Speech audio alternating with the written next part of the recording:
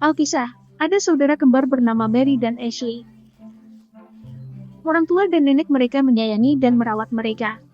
Namun suatu hari, orang tua mereka pulang dengan membawa bayi yang ceria.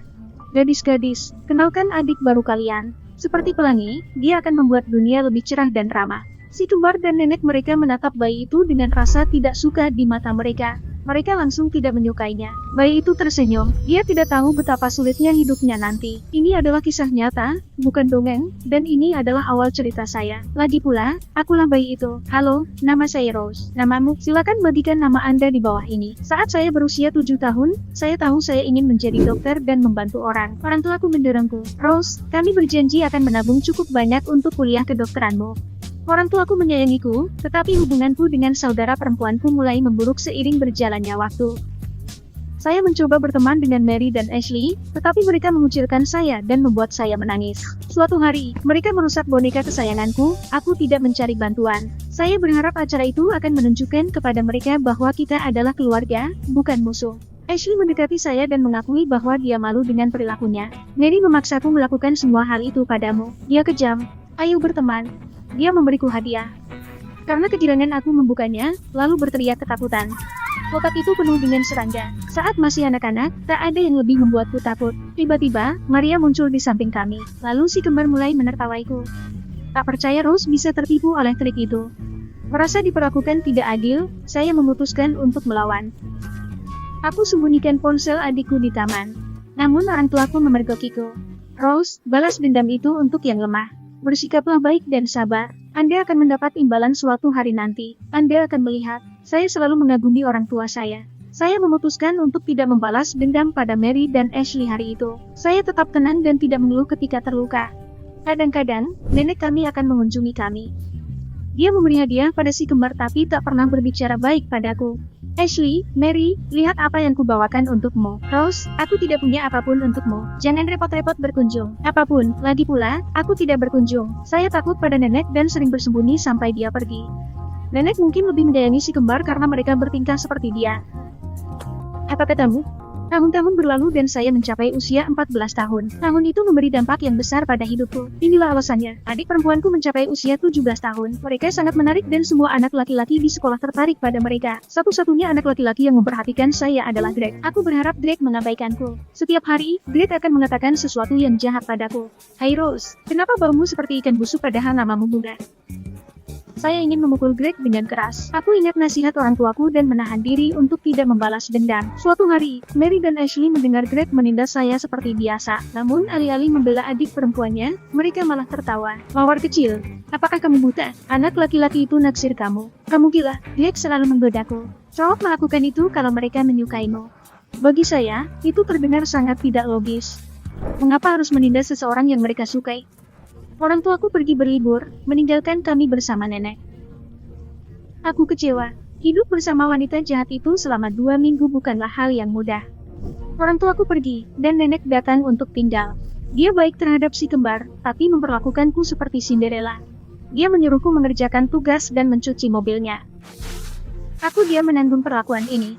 Aku tahu apa yang akan orang tuaku sarankan. Kamu harus bersikap baik dan sabar, dan suatu hari kamu akan mendapat imbalannya. Anda akan melihat, kapan pahala itu akan datang. Suatu malam, hujan mulai turun, tetapi saya ingin sejauh mungkin dari nenek, jadi saya mengabaikan hujan dan berjalan-jalan. Greg melihatku dari jendela rumahnya. Pernahkah Anda diusir seperti binatang yang tidak diinginkan? Itulah titik puncaknya. Saya tidak tahan lagi dan berteriak padanya. Jika kamu menyukaiku, ajaklah aku keluar dengan baik-baik. Jangan bersikap jahat. Greg bingung. Dia menjauh dari jendela, dan saya merasa jauh lebih baik. Kadang-kadang, mengungkapkan perasaan Anda bisa sangat melegakan. Keesokan harinya, Greg mengajakku pada petualangan yang menakutkan. Kamu benar kemarin, aku memang menyukaimu. Rahasiaku sudah terbongkar. Mari bersenang-senang dan saling mengenal lebih baik. Greg tidak ideal, tetapi saya bergabung dengannya untuk berpetualang. Itu lebih baik daripada mendengar nenek mengeluh sepanjang malam. Saat Mary dan Ashley mengetahui rencanaku, mereka menyeringai penuh arti. Jadi, kami benar, ya. Rick tertarik pada bayi Rose. Perilaku mereka seperti anak kecil. Tanpa bicara, saya meninggalkan ruangan.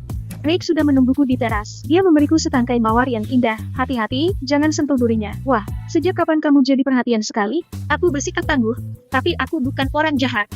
Menemukan keberanian untuk mengaku itu sulit. Maaf atas leluconku yang konyol. Jika kamu tulus, maka aku memaafkanmu. Kami saling tersenyum malu dan melanjutkan perjalanan. Drake membawaku ke tempat yang menakutkan dan kosong. Tempat ini membuatku merinding. Itu tantangan yang menakutkan. Objek-objek tersebut dimaksudkan untuk terlihat menakutkan. Jangan khawatir, kami aman. Apa kamu yakin? Baiklah, kalau begitu, tugas kami adalah memecahkan teka-teki dan menemukan jalan keluar. Cara yang tidak biasa untuk menghabiskan waktu bersama. Tetap saja, saya tertarik dan bersenang-senang. Seorang pria bertopeng menakutkan tiba-tiba muncul di koridor. Bagian yang paling menakutkan adalah dia mengejar kami. Apa yang terjadi? Apakah ini bagian dari permainan? Tidak, itu bukan bagian dari rencana. Orang itu gila. Apa? Perkataannya membuat rambutku berdiri. Tiba-tiba orang asing itu menangkap Drake. Lari, Rose, selamatkan diri Emu. Saya tidak ingin meninggalkannya. Tetapi saya berlari untuk mencari bantuan. Aku berlari ke sebuah ruangan gelap dan sesuatu yang lengket jatuh menimpaku. Aduh, bad. Awalnya saya berteriak, tetapi kemudian saya sadar itu hanya cacing kenyal. Lalu seseorang menyalakan lampu, dan aku melihat Ashley menertawaiku. Dia merekam saya dengan teleponnya. Fantastis! Video ini akan ditonton sejuta kali. Drake dan orang yang menangkapnya memasuki ruangan berikutnya. Aku sudah menduga kalau Mary bersembunyi di balik topeng seram itu, maka aku tidak terkejut saat melihatnya. Ketiganya tertawa terbahak-bahak, tetapi saya tidak menganggapnya lucu. Kalian semua mengerikan. Apakah kau sungguh mengira aku mempunyai perasaan padamu? Saya hanya berakting. Kakakmu punya lelucon yang sangat cerdik. Mereka tertawa, tidak menyadari aku telah pergi. Saya kembali, dipenuhi amarah dan kepahitan. Begitu melihatku, nenek segera menghampiriku. Kemana saja kamu? Makanan tidak akan matang dengan sendirinya. Sebelum saya sempat berbicara, Mary dan Ashley memasuki rumah. Saya tidak pernah membagikan kejahilan mereka, tapi hari itu sudah keterlaluan. Nenek, mereka mempermainkanku dengan kejam. Ah, benarkah? Bagus sekali, cucu-cucu perempuanku. Aku yakin itu semua karenamu, Rose. Dengan serius, aku menoleransi dirimu bertahun-tahun, tapi sekarang aku sudah selesai. Aku akan menelpon ibu dan ayah untuk memberitahu mereka bagaimana kalian memperlakukanku. Aku bilang, mengadopsi kamu adalah sebuah kesalahan terhadap orang tuamu. Jangan panggil aku nenek, kau bukan cucu perempuanku. Begitulah bagaimana saya mengetahui bahwa saya diadopsi. Dapatkah Anda mempercayainya? Aku menatap saudara perempuanku sambil menangis. Tahukah kamu, ibu dan ayah berpesan agar kami tidak mengatakan yang sebenarnya. Itulah sebabnya kamu tidak menyukaiku. Orang tua kami selalu lebih menyukaimu. Mereka adalah putri kandung mereka. Siapa yang menyukai hal itu? Jauh di dalam hati, saya berharap ini hanya lelucon, jadi saya menelpon ibu untuk mengonfirmasi apakah saya diadopsi. Tapi gadis-gadis itu mengatakan itu benar. Rose, siapa orang tua kandung saya? Saya ingin bertemu mereka. Maaf, mereka sudah tiada. Saya begitu terkejut hingga menjatuhkan ponsel saya. Duniaku hancur berantakan. Mary, Ashley, dan nenek menatapku sambil tersenyum menyeramkan. Oh, lihat, dia akan menangis. Pada saat itu, ada sesuatu yang berubah dalam diriku. Saya bersikap baik dan sabar, tetapi saya sudah muak. Sudah waktunya untuk mengambil tindakan sendiri. Aku akan menunjukkan pada mereka bahwa mawar yang lembut sekalipun punya duri. Dengan penuh amarah, aku mengacak-acak kamar si kembar dan masuk ke mobil nenekku untuk melarikan diri. Pada usia 14 tahun, saya tidak dapat mengemudi dan secara tidak sengaja menabrakkan mobil ke hidran kebakaran. Lalu saya mulai menerima pesan dari teman sekelas. Mereka semua menggodaku dan membicarakan video konyol yang dibuat saudara perempuanku di gedung terbengkalai itu. Aku sadar masih ada satu orang lagi yang perlu aku balas, Greg. Saya menyelinap ke kamarnya dan melemparkan komputernya keluar jendela. Begitu aku melakukannya, Rich meninggalkanku. Lalu, saya menyadari apa yang telah saya lakukan. Karena takut, Greg menelepon ayahnya, seorang polisi. Ayah, dia tak terkendali. Anda dalam masalah, nona muda. Pengadilan mengirim saya ke sekolah asrama untuk remaja bermasalah sebagai hukuman. Orang tua angkatku sangat marah. Rose, itu bukan bagian terburuknya. Kami harus memberikan Greg komputer baru, nenek mobil baru, dan membayar denda besar. Kami menghabiskan semua uang yang ditabung untuk sekolah kedokteranmu. Saya tidak peduli. Saya tidak ingin menjadi dokter dan membantu orang lagi. Rose yang lama sudah tiada. Saat aku menyiapkan koperku, si kembar terus menggodaku. Disitulah tempatmu, dasar orang gila. Kau akhirnya pergi. Ya, benar. Namun suatu hari nanti, aku akan kembali. Anda seharusnya takut pada hari itu. Dia banyak berubah sejak malam itu. Orang tua angkatku mengantarku ke sekolah asrama dan memberiku foto sepasang anjing. Mereka adalah orang tua kandungku. Kami ingin menunggu sampai Anda agak dewasa sebelum mengungkapkan orang tua kandung Anda kepada Anda.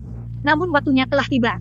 Mereka adalah teman baik dan baik hati. Mereka adalah penyelamat dan tewas saat menyelamatkan orang lain dari longsor. Kami ingin Anda menjadi baik hati seperti mereka. Bersikap baik hati menyebabkan kematian orang tua saya. Mulai sekarang, aku hidup dengan aturanku sendiri. Dengan kata-kata itu, saya keluar dari mobil dan pergi tanpa berbalik. Sekelompok gadis yang marah segera mengepung saya. Mereka ingin memuji apa yang bisa dilakukan gadis baru itu. Saya menertawakan mereka secara terang-terangan. Beberapa hari yang lalu, aku pasti takut padamu. Sekarang, kamu seharusnya takut padaku. Waktu berlalu dengan cepat. Tak lama kemudian, aku menjadi gadis yang paling ditakuti di asrama sekolah. Saya melanggar semua aturan dan menantang guru-guru.